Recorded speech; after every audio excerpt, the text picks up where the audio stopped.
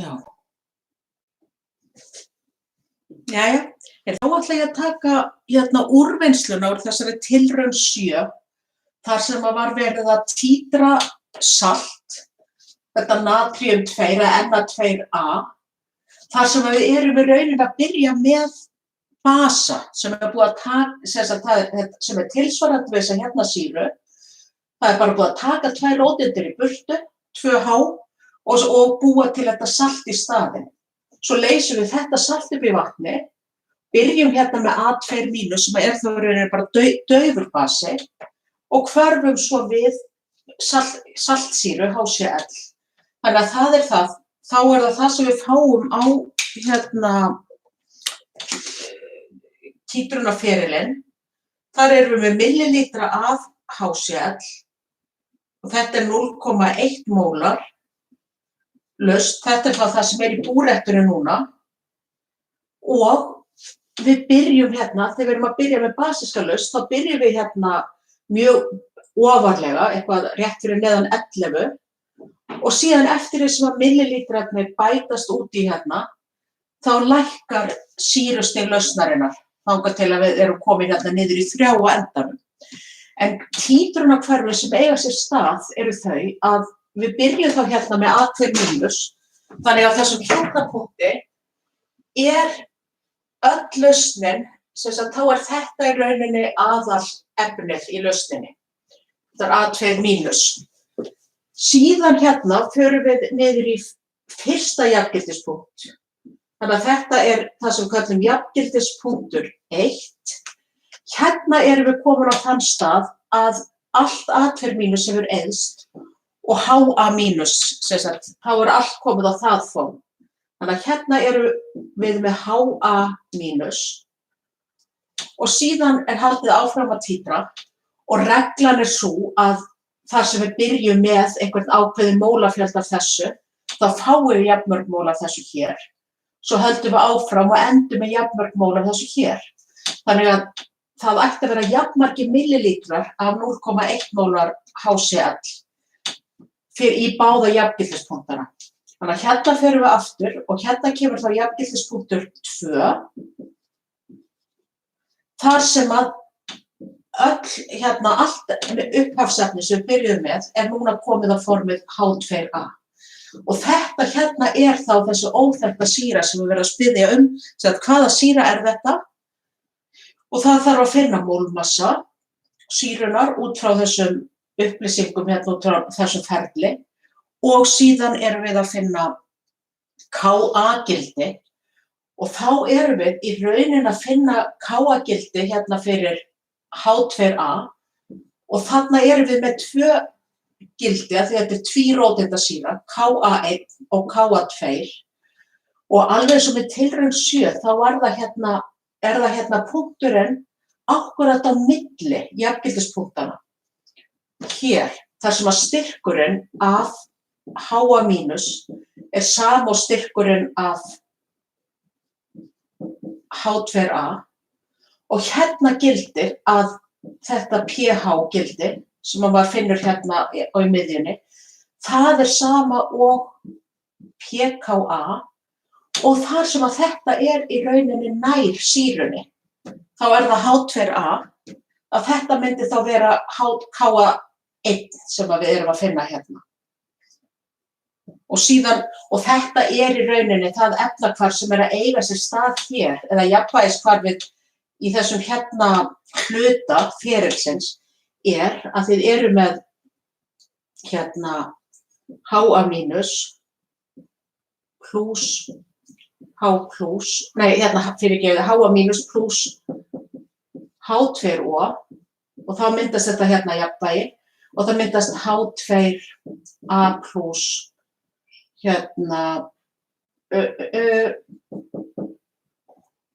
og H-. Jú, það það, við erum sem sagt með þetta Og í rauninni ef við snúum þessu hvarfi við, þá erum við að skoða Ka1. Þetta basahvarf, en við snúið það Ka1. Þannig að þetta gildi sem við fáum miðja vegu á milli, þessa hérna, myndi þá vera þegar við erum með jafn mikið af þessu hérna og þá fáum við út þetta hérna, að pH er sama sem pK1. Og sama gildir þá hér að fyrir fyrsta jafngildispunktinn, milli hans og 0, þá erum við í miðjunni með þann punkt þar sem við erum með A2 mínus er sama sem HA mínus og á miðri leið þá gildir á sama hátt að pH-gildið í þessum hérna punkti er sama sem þetta pKa2 sem væri þá fyrir seinna jafnvægiskvarfið. Ef við erum að miða við hérna akkurat öfugu leiðina að við byrjum að H2A,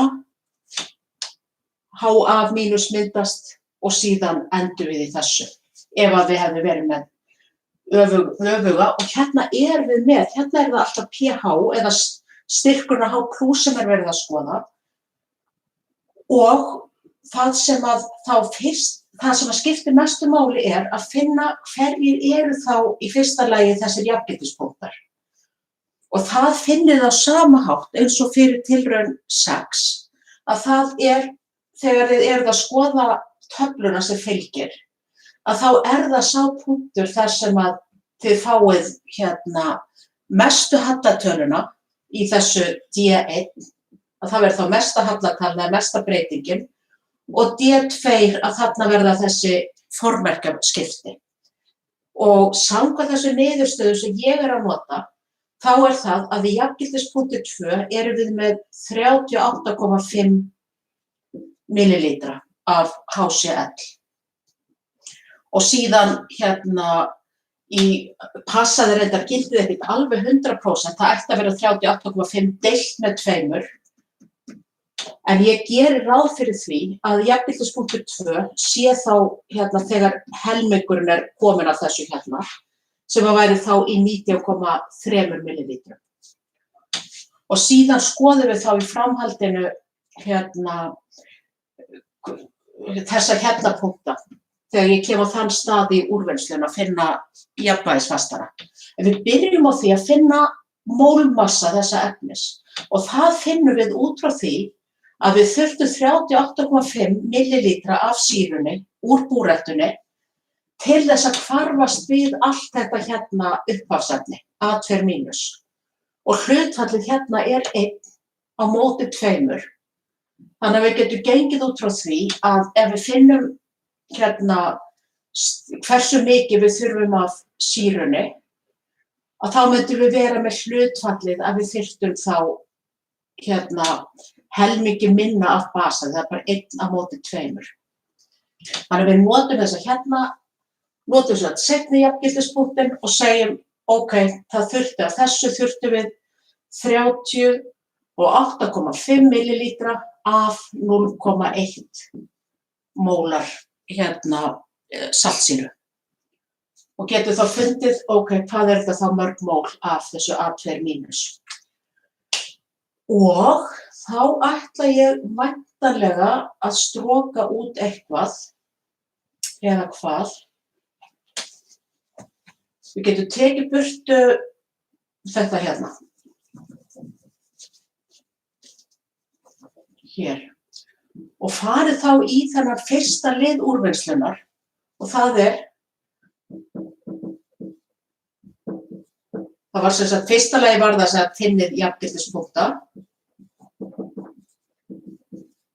og við getum sagt hérna að jafngildispunktur 2, þar erum við með 38,5 millilítra. Síðan finnum við þá mól af hérna sýru, þetta myndum við að segja hérna finnið mólmassa og þá getum við fundið út í fyrsta lagi hversu mörg mól komu þá hérna af römmusýrunni. Þá erum við það að mól af HCl er sama sem styrkur sinnum rúmmál sem er þá sama sem 0,1 mólar laust sinnum 38,5 millilítrar. Sem er það 3,85 millimól. Þannig að þá er maður komið með hversu mikið höfum við af sýrunni. Og við vitum að það tvöfalt meira af sýru heldur en af þessu upphafsefni, þessum tilsvarandi basa. Þannig við getum sagt að mólin af A2- er þá sama sem mól af sýru og síðan erum við með það að við erum með 2 mól af HCl á móti hverju 1 móli af A2-. Þannig að út úr þessu fengjum við bara 3,85 deilt með 2 sem að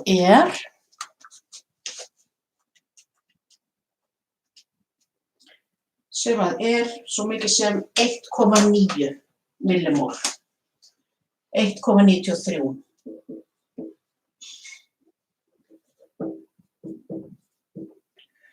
Okkur er gefin upphaflega hvað við vorum með mikil styrk, eða sem sagt í grömmum á lítra. Við erum með 20,0 grömm á lítra af þessu hérna.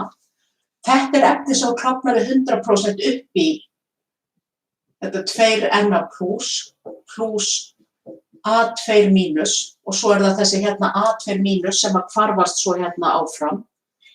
En við vitum að þetta hérna er þá líka sama sem þetta átti að vera A2- hér, að þetta hérna er þá sama 1,93 millimól af saltinu. Það er 1 á móti 1 natríum saltið er þá 1 á móti 1 hér. Þannig að við erum með jafnmörg mól af þessu. Til þess að finna mólmassann þá þurfum við að vita hvað voru þá, hver var, ef við vitum sem sagt þessi 1,93 millimól, þau voru í þessu 20 millilítrum sem voru teknir úr búrræktunni og svo erum við með styrkinn, þannig að hérna aðeins meira útstrók. Svo. Nú er ég búin að tína hérna.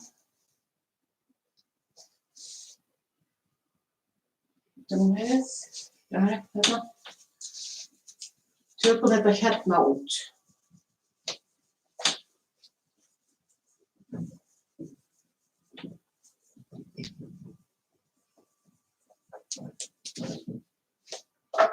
Nú getum við haldið áfram með því að finna að styrkur þessara hérna lausnar Na2A, það eru sama sem mól á rúmmálið sem var upphaflega mælt í út í bikarglasið. Og það voru 20 millilítrar, ef ég man rétt. Þannig að þá tökum við að það eru 1,93 millimól deilt með 20,0 millilítrar. Og þetta gefur 0,09693 mólar. Væntanlega á þetta að vera 1 mólar, en 0,1 mólar. Men hérna erum við þá komið með þetta og mólar er þá bara mól á lítra. Við erum með grömm á lítra fyrir natríumsaltið. Þannig við getum sagt að mólmassi er sama og massi deilt með mól og við erum þá bara að skoða fyrir 1 lítra, þá gildir að við erum með 20,0 gramm í lítra á móti 0,0963 og þá erum við hérna með mól á lítra. Þannig að hérna myndum við vera með mólmassan 207,8.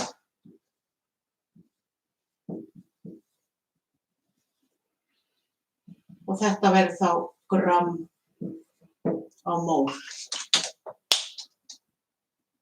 Síðan myndi ég segja að þetta er mólmassi fyrir saltið, Na2A. En við viljum vita hver er það mólmassin fyrir sýruna. Þá sjáum við að munurinn á saltinu og sýrunni er sá að það eru 2 natríumatóm hér, en hérna eru 2 vetnisatóm. Þannig við tökum þennan mólmassa, drögum frá mólmassa 2 natríumatóma og bætum svo við mólmassa 2 vetnisatóma. Sem að myndi þá gefa, við förum hérna niður, og vefa þetta, að mólmassi fyrir H2A sama sem mólmassi fyrir Na2A mínus þess að 2 sinnum mólmassin af natríum pluss 2 sinnum mólmassin af vetni. Eða einfaldlega 207,8 mínus 2 sinnum 22,99 pluss 2 sinnum 1,01. Og þetta gefur okkur 2 sinnum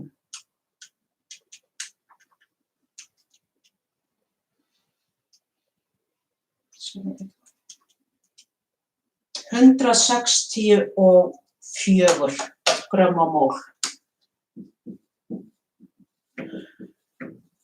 Og ég vona að ég hafi munað sem sagt að þetta hafi verið 20 millilítrar en ekki 10. Ef þetta væru 10 millilítrar þá væri mólmassin meiri sem kemur nú varla til greina. Þannig að þetta hérna myndi þá vera mólmassi þessa efnis samkvæmt þessu niðurstöðum. Og þetta var þá fyrri hlutin að finna mólmassan. Seinni hlutin þá að finna þessi Ka-gildi og það gerir maður einfaldlega, til þess að gera þetta einfalt. Þið eru hérna með þennan jafngildispunkt og þá höfum við áhuga á þessum hérna 2 punktum, annars vegar á milli 0 og jafngildispunkt 1 og svo á milli jafngildispunkts 1 og jafngildispunkts 2. Og ég er búin að setja þá hérna niðri að ef við miðum við að jafngildispunktinu hér sé nákvæmur, og það er svona auðveldur að finna hann heldur en þetta hér sem að stökk sem er miklu svona minna afgerandi, að þá getum við sagt, ok, ef að þetta er 38,5 millilítrar, þá er helmingurinn af því, það væri þá það sem að jafngildispunktur 1 er 19,3 millilítrum. Og svo erum við að tala miðja vegu þá hérna milli og það sem ég gerir, ég tek bara 38,5 millilítra, deili í með 4, þá er maður komið fyrsta punkturinn. Síðan kemur jafngildispunkturinn 1 og svo kemur punkturinn sem er þá milli jafngildispunktana sem væri þá 3/4 sinnum heildarrúmmálið. Og það gefur 28,9 millilítra. Og til þess að finna þá þetta hér, væri það að fara náttúrulega í grafið og skoða þar eða skoða í töfluna hvernig þessi punktar lenda, en vissulega vorum við ekki með 9,6 eða 28,9 sem gildi í töflunni, en þið finnið þá bara eitthvað sem er svipað. En aðalmálið þá að lesa af töflu og þá ætti að koma út að þessi hérna punktur, að ef við erum með 9,6 millilítra, þá gefur það okkur pH 10,46 held ég að það hafi verið. Og þar sem að við vorum með það, að hérna er pH sama sem pKa2, sem er svo bara sama sem mínus logaritminn af Ka2, að þá myndum við segja að Ka-gildi hér er 10, Ka2 er 10 veldinu mínus 10,46. Og þá fáið þið út einhverja tölu sem að væri þá Ka2. Og sama gildir þá með þennan hérna punkt, að maður myndi taka, segja hérna í 28,9, þá eru þið með eitthvað ákveðið sýrustig.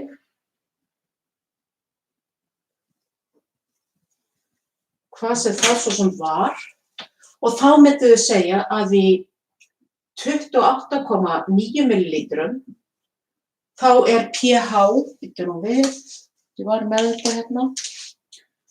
Já, segjum bara að það sé þá 7,8. Eflaust er það mjög fjarri sanni. En það gefur þá að Ka1 er sama sem 10 veldinu mínus 7,8. Og það sem var þegar maður komin með þessi gildi, Ka-gildin sjálf og mólmassan, þá á maður að geta fundið út hver er hvaða sýra geti þetta verið. Og mér minnir að þetta sé kolsýra. Já, ég læt þetta allavega duga í bili. Takk fyrir.